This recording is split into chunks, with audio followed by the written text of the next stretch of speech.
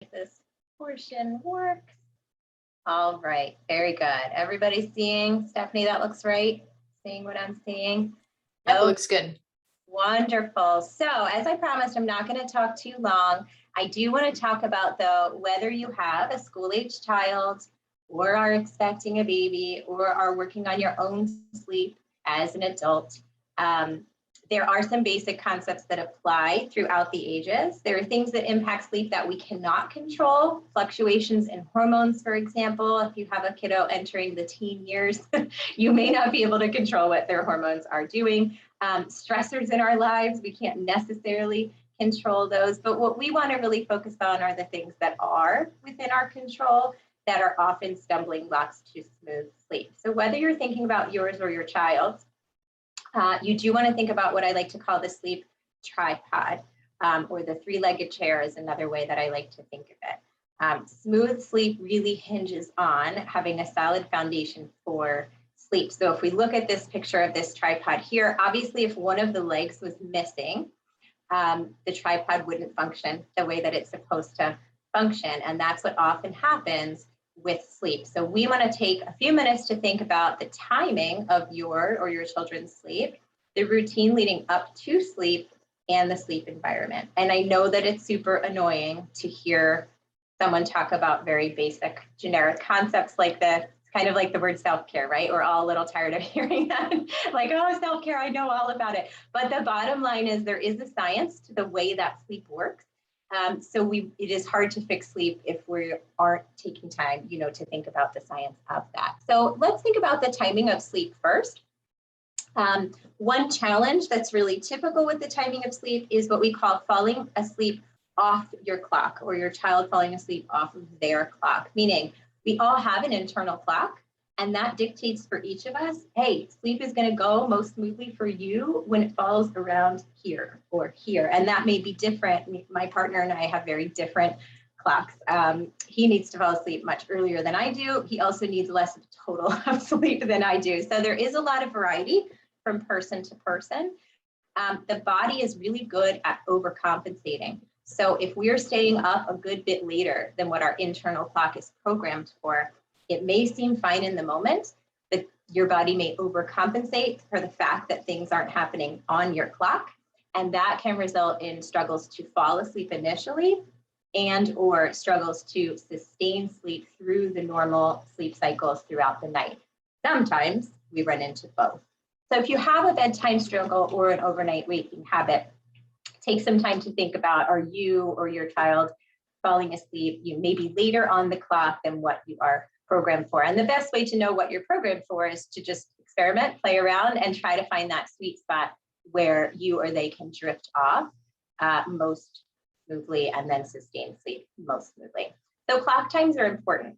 Another issue that we're often running into is what we call not enough sleep drive or sleep pressure built up. This is more common when we're talking about babies and young children, which most of you don't have those, but I don't want to gloss over it.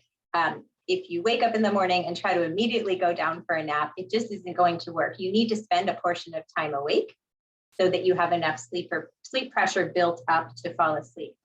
So let's say you have a young child heading into school age. If you were to try to stick to the early bedtime that they needed when they were very young, they might fight you on that because they're simply not tired enough yet. They're older now and they need more sleep drive or sleep pressure built up.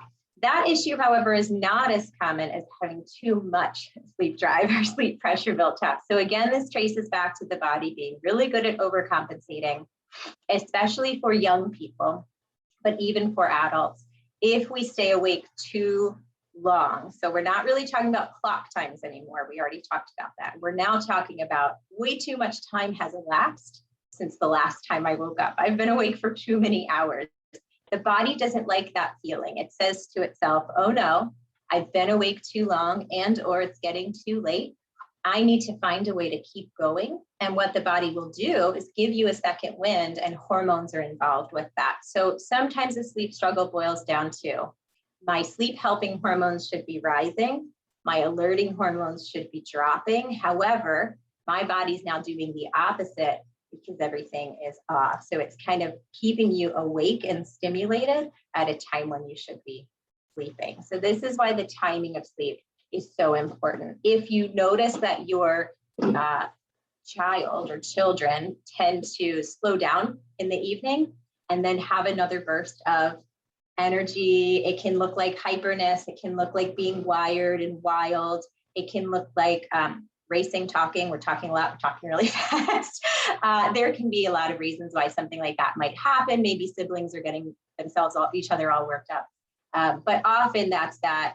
Now you may see that and say, oh, I think they're getting a second wind. And really what we want to do is try to get ahead of that. That's their way of saying there was a sweet spot where this could go smoothly. We've gone past it. And now we're going to be on sort of a hormone high that we're going to have to come down from. And this can happen to us as adults as well. So timing of sleep is really important. Now we want to move on to sleep routine. And again, some of these things are going to be annoying to hear because you already know them, but they are important. So we do want to think about them. Screens are problematic. I fall prey to this too. So I'm not saying this as if I'm good at it, but I'm saying this as if you do need to be aware. The light emitted from any screen. So your desktop, your laptop, your iPhone, your tablet, your Kindle, whatever, your television, obviously. The light is going to interfere with the hormone process we just talked about. As we head towards sleep time, we want our alerting hormones to drop. We want melatonin to rise. However, sunlight interferes with that. So sunlight is what wakes us up in the morning because it changes our hormones. Unfortunately, the blue light emitted from the spectrum of light from your screen, and now they're saying that even more than blue is problematic, acts much like sunlight on the brain and says, wake up, and that's going to last a while, right? So let's say your school-age child likes to wind down, with television in the evening, or take their device into their room. No judgment in any of that, but you do want to notice how it's impacting their ability to both fall asleep and then sustain sleep. In a perfect world, they would say that you want to have about a 1 to 2 hour buffer between the time that their eyeballs or your eyeballs stop looking at a screen and then the goal time to fall asleep. If that's not possible, have more than what you have now, right? Make it a goal to shave off a little more time than what's happening now. Or another way to tackle that is to choose a screen that can be furthest from the eyeballs. So if you're holding a device right here, your phone perhaps, it's going to possibly have more of an impact than maybe a TV on the wall across the room. So that's something to be mindful of. When you're creating an evening routine, let's say for your school-age children who are having trouble winding down, waking overnight, whatever, try to head in one direction, meaning you don't want to go upstairs to brush teeth, back downstairs to watch TV, upstairs to take a bath, into their room to read a book, into a parent's room because we forgot something. We're trying to wind down, right? And one great way to wind down is to just keep it really smooth. Once we go up, we don't come back down. Once we go into the bedroom, we don't come back out. Obviously, forgetting something once in a while is an exception, but just make sure the routine has some smoothness to it in that regard, and make sure that you or they are winding down in the room that we want them to fall asleep in. I see a lot of families kind of do the routine, in the living room, right into the bedroom, lights out, good night.